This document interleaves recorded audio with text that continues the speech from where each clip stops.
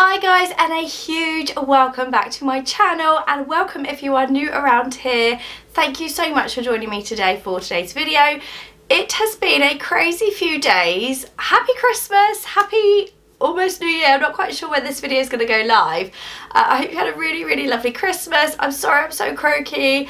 I have literally been ill for about 3 or 4 weeks now. I'm so fed up with it, but I really wanted to put these videos out for you because you guys have been so engaged and loving my no buy year content, and I had some ideas that I wanted to share with you before the Christmas holidays when the children broke up from school, but sadly they were off for a week and a half before all the other schools, so it meant I haven't been able to record them until now, and now I'm ill. So we're just gonna have to go with it, guys. I hope that you had a brilliant Christmas and New Year.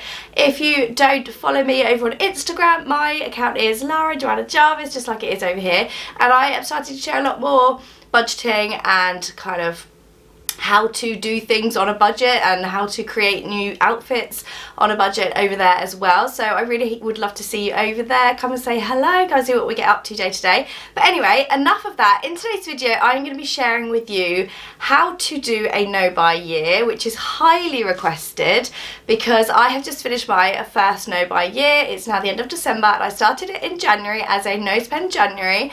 And it has just snowballed, and as a result we now have enough money to buy a house, which is just crazy to think that we have come that far. So I wanted to share with you my tips. It's highly requested. I really hope you like it. If you're new around here, I'd love it if you wanted to subscribe for 3 videos a week. And let's get into the video, shall we? I've been chatting for way too long already. I really hope you like it. So I really want to apologise for the way I look and the way I sound. I'm just a ball of snot right now, it's gross, but I wanted to put this video out there because so many of you have asked for it. So the first thing I want to say is your mindset is just so important for this challenge. You need to be in the right mindset, and to be honest with you, mine has changed phenomenally since I started this no buy year challenge. I was a shopaholic. I would look at I would buy things without looking at the price. I would buy things I already owned in my wardrobe. I would not be mindful about why I want it, if I need it, if I have one already, if I could borrow one, if it's just for a one-off.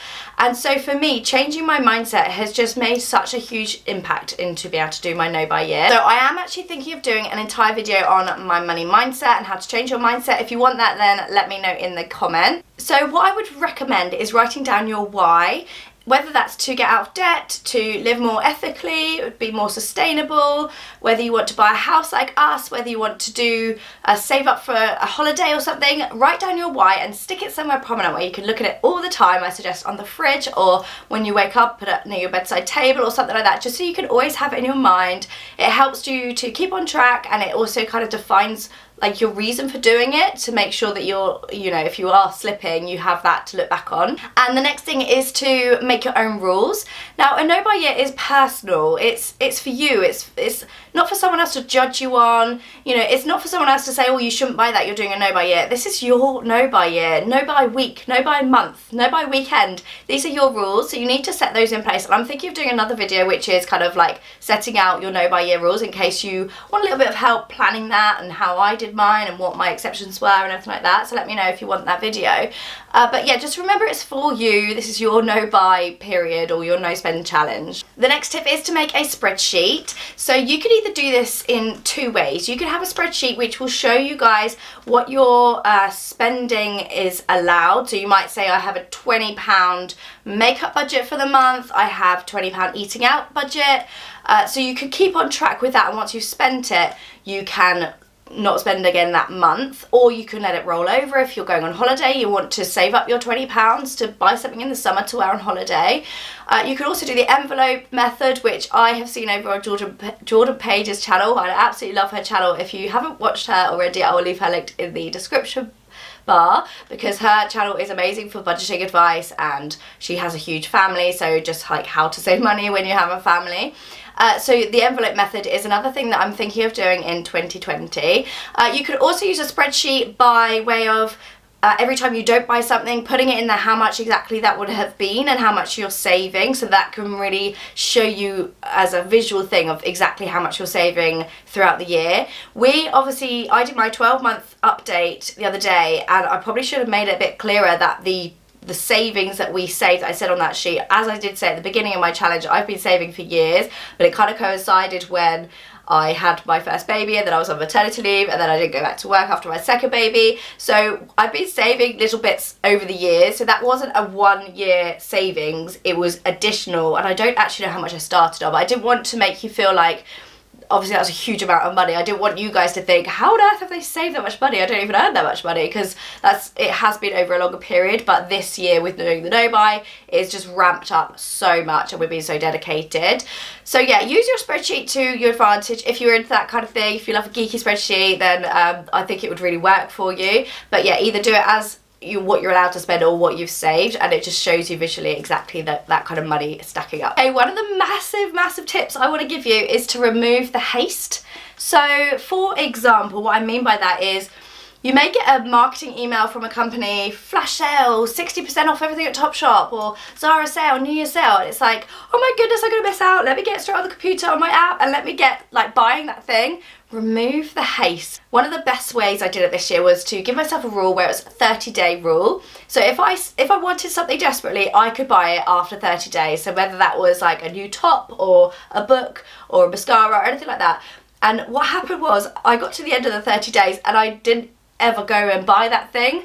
So removing the haste of having to do it there, the pressure, the marketing emails, the companies that are saying like flash sale, remove that pressure, and actually you'll find that you make better buying decisions because you're taking your time over it and you're being more mindful. Another top tip for you guys is to realise, and this is part of the money mindset, that you kind of will probably feel like one more thing, but it never ends. You never get to that one more thing that you buy and you think, yeah, I'm done now. You never get to that point. So remove that mindset of you just want one more thing and then you'll be fine, then you'll be done, because you probably never actually get to that point where you're done with all the things and what you have is enough. Okay, another really good tip is to write down your bad spending habits. So do you spend way too much money on skincare? Do you love to buy clothes? Do you eat out every night? Do you get an Uber everywhere? Like, write down the things where you spend the most money and where your kind of hardest areas to stop spending are, and then use that to focus on when you're creating your no buy year rules. Sorry, I'm really struggling to breathe.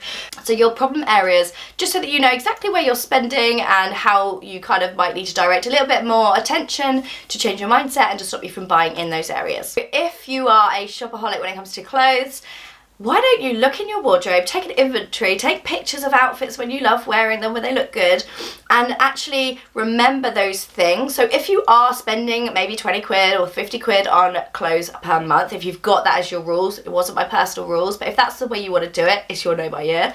And make sure you have that inventory just in your head, like a mental picture of exactly what you own already, so that when you go to buy it, you don't buy something that you already have or that you don't have anything that will go with it, because it's all about creating looks that you are comfortable with wearing and make you feel good, but not having to buy over and over again the same things that you already own. Another great tip for shopping clothes wise is use Pinterest or shop your wardrobe. Take those saved collections on Instagram, as I've said before, and use that as like your inspiration when you're feeling like you've got nothing to wear. How many times, ladies, give this video a like if you said I've got nothing to wear. Honestly, it's just mindset, and once you start being creative with what you do have in your wardrobe, you start to like find so many new things to wear that you maybe have never worn before. I did a video where it was wearing only old clothes and wearing stuff from the loft. Actually, I don't know if that ever went live, but I definitely filmed quite a few clips, so if you want to see it, let me know. And it's kind of just like digging in the loft, all the things that I own up there that's like 10 years old, and making outfits of them again, because they do come back around into fashion if you wait long enough. So that is, in a nutshell, how to do a no buy year. Like I said, I'm going to do another video which is how to prepare for a no buy year, because I do feel like there's lots of tips that I have done and that have helped me continue it throughout the year.